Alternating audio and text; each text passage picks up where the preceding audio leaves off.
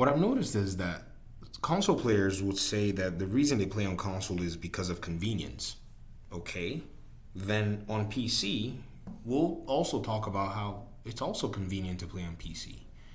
And then there's going to be another concern. And then there's going to be another concern and another concern as to why, it's not ideal to play on consoles and all of this stuff. And I get it. I recommend that if you prefer a platform, that you play on that platform. I've been having this back and forth conversation with this audience member of ours. And I think it's actually very interesting because they say that they're a PC gamer. They gave me the specs of their PC. And I understand. But what I've noticed is a lot of people that say that they're PC gamers, also enjoy console and have bought a PC as kind of a secondary device. So for them, the console experience is primary, it's central, and then the PC experience is a tack on. Now, I'm not trying to attack anybody. I'm just saying that I can perceive it in many cases because of some of the things that they say. Shout out to FFW D4C. I want to go ahead and take an educational approach to this so that I can kind of help understand or help create an understanding of the mind of the PC player versus the console player in this particular situation.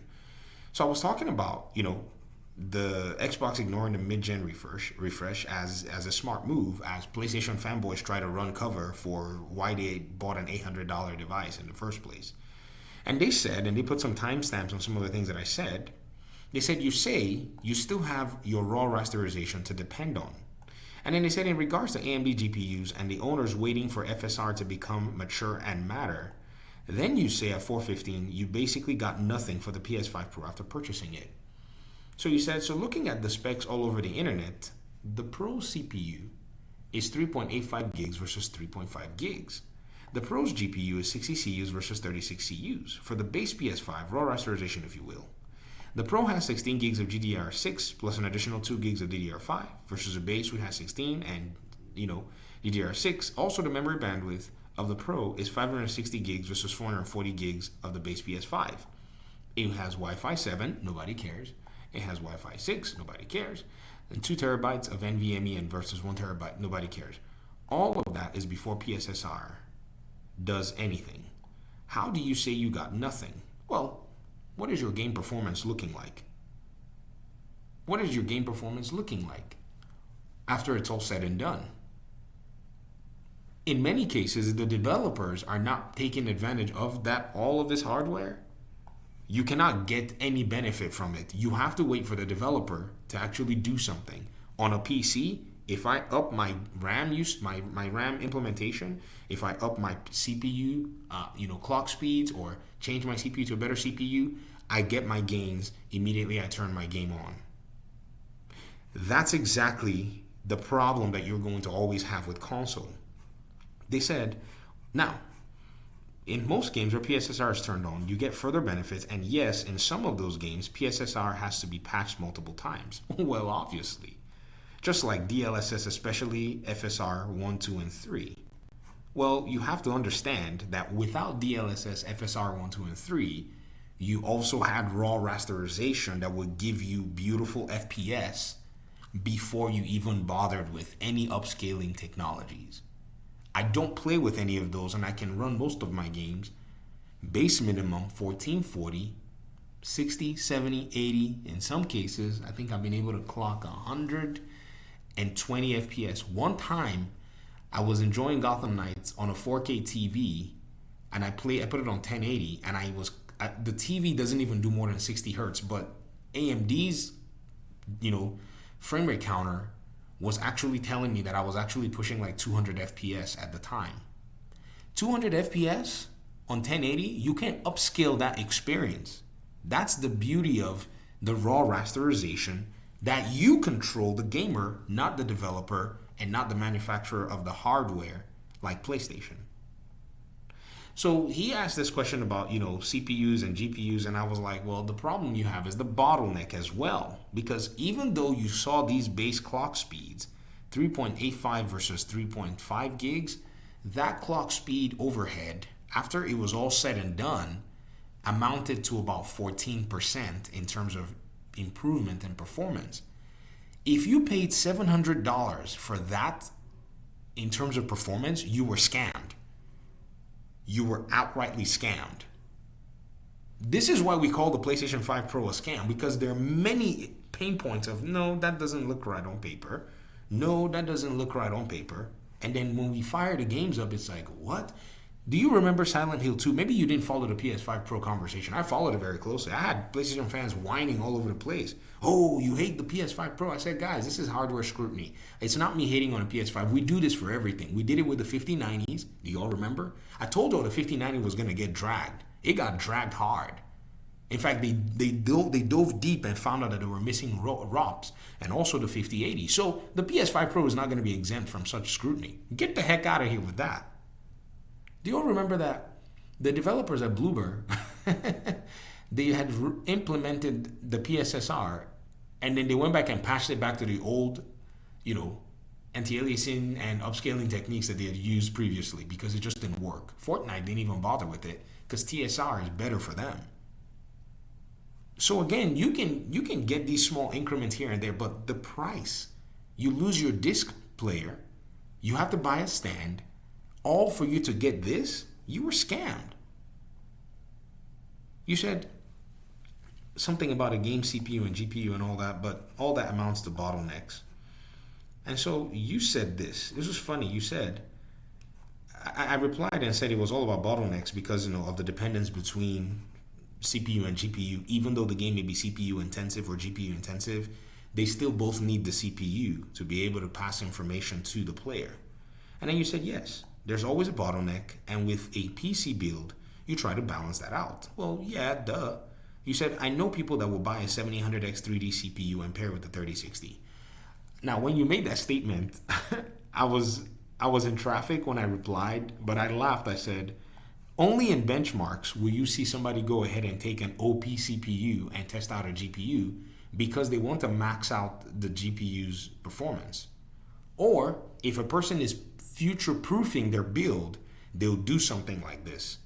Again, you don't understand how most PC gamers behave, and I'm trying to help you understand it. And you continue to, maybe you want to checkmate me or whatever it is. You have to understand, I've built a lot of these things. I've discussed with a lot of PC gamers. We've talked about builds extensively, why we do things, all of the different review channels and the way gaming PC, builds work and such. This is like common knowledge. What you're seeing here is not out of place. And then you said, or the other way around with the 3080 Ti and pair with the 5600 or 8700K CPU. I'm doing the exact same thing on one of my builds. I wanted to get into AM5. I went to AliExpress and I bought the cheapest AM5 CPU ever. And I bought a used motherboard from B&H. I bought a used RAM module from B&H, and I put my 6800 XT on that thing. Because I'm waiting for the 7800X 3D or the next big AMD CPU that I can afford, and boy, I'm going to slap it together with my 4080 or my 4090. I'm future-proofing the build, but I'm doing it step by step. This is not out of place. You said in both cases the systems work but are being held back by GPU-CPU balance. Yes, and then I replied and said the difference is, though, you have the option to go ahead and balance that bottleneck.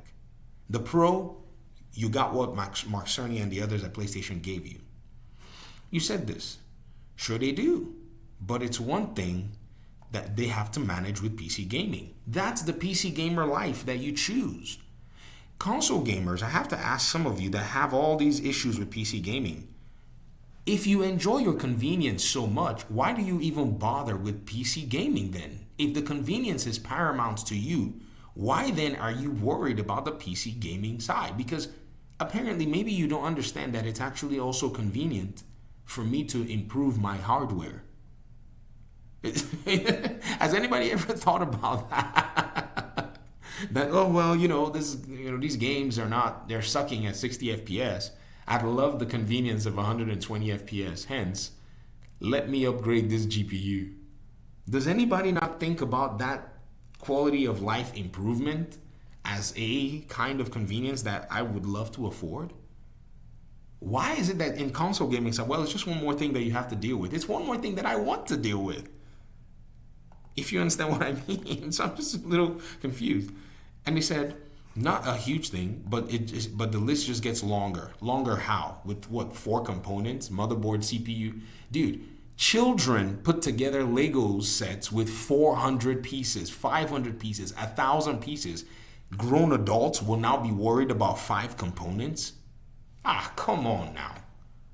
Can somebody please help me? I'm just curious because, again, I've had this conversation many times. You said, and that's why some people just prefer consoles. Fine. Let them enjoy their preference. But the people who started this conversation came out and said this PS5 Pro will be able to beat a 4070. Some even said will be able to beat a 4090. And so PC Gamer said, what was that you said? And then they answered them. Don't run back to convenience now because the whole thing has been, the whole house of cards that people build around the PS5 is collapsing. Just enjoy, you know what I mean? And say, I bought it just as I want to have it. It's another console. My library is there, and it's fine. No one's going to, but it's a scam. I mean, no one's going to, because that's how we look at hardware. A lot of scrutiny goes into hardware. Just like we call the 5070 a scam. Because, they came out and said 4090 performance for the price of $599. And everybody was like, is that right? Scam. You said that said, your statement about PS5 Pro gets you nothing is just not true. The improvements there on games like Hogwarts Legacy, Kingdom Come Deliverance 2, and have unlocked modes. You're getting 80-ish FPS on the Pro and keep getting higher resolutions. You have to show me what those differences are, please. Kingdom Come Deliverance can run on a GTX 1060 pristinely at like 30 to almost 40 FPS. So that's not... does that make sense? It's not some feat. Because if a 4070 was to sit with that Kingdom Come Deliverance game, it would it would actually expose the PS5 Pro. You know what I mean? And you have a 4070. You said that in your last comment. So why not try it out and check your PS5 Pro and see what the difference is? Hogwarts Legacy, you have a 4070. Try it out and see what the difference is. So that we can make sure that we, never allow these bad agents who came in to misconstrue things to ever talk again about hardware when they don't know what they're talking about. You said in other games, the performance modes run at higher resolutions than the base PS5 without PSSR. Which other games? We're curious to know. And how did those games look? I think, in my opinion, there's only been like a handful of games that have benefited significantly from PSSR.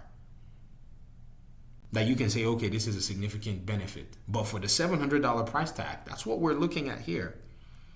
And you said in well-implemented PSSR, latest version, and there are further improvements. So you're still basically waiting for these improvements while, like I said, you just get your GPU and CPU and rasterize the heck out of these games, which they look pristine. They look beautiful on their native resolution at high frame rates.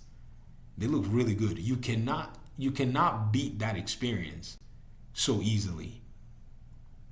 Now, are those improvements along with others without Wi-Fi 7 worth the price increase? Depends on the person. Well, again, that's what I basically concluded. You said if price is the number one factor in choosing your gaming platform, then no. If you want to stay on console and price is no big deal, $699 is not that much in my honest opinion. Well, I guess you can say that you can speak for yourself. So I basically just replied and said, all of this, in my opinion, are just, misconceptions that sometimes some console owners hold toward the PC platform. This is not an argument that any console player should be having with a PC gamer. Does that make sense? Because here's the thing. Every hardware piece is going to get scrutinized. And when the hardware piece comes close to saying it wants to provide what PC will provide, it will also attract that same scrutiny. This is normal. If the scrutiny is maybe bothersome and you feel the need to jump in and defend it, what will happen is you may basically find yourself in a really strange place. Right? So if you want to justify the PS5 Pro, the problem that you face is there's so many drawbacks. There are good points for the 5 Pro, but if you made a pros and cons list, there are just more drawbacks. That's the reality that is right here, whether you accept it or not. Where's your disc player? Why do you have to buy another stand? Right? And why do you have to pay $7.99 for such small improvements in your games? Why was your CPU not properly improved to take advantage of the GPU improvement? Why is PSSR still being, in quote, evolved? Why is it not a solid solution that could have replaced FSR that already existed? There are just so many questions that you can ask that continue to show more and more why this is a drawback. And like I said, even the 5070 is also facing such scrutiny. So don't make it, and there are people who still buy the 5070, but none of them are going to come out and say, well, you know, your 4090 has all these disadvantages, so I went ahead and bought the scam version. You know what? Like, no, they're not going to do that. So I think we don't need to be, you know, jump in this direction. But anyways, that's my opinion on some of this stuff. And, you know, we have some of the facts to go with it. But thanks for watching the video. Appreciate you guys' time and audience. Talk to me in the comment section. Peace out.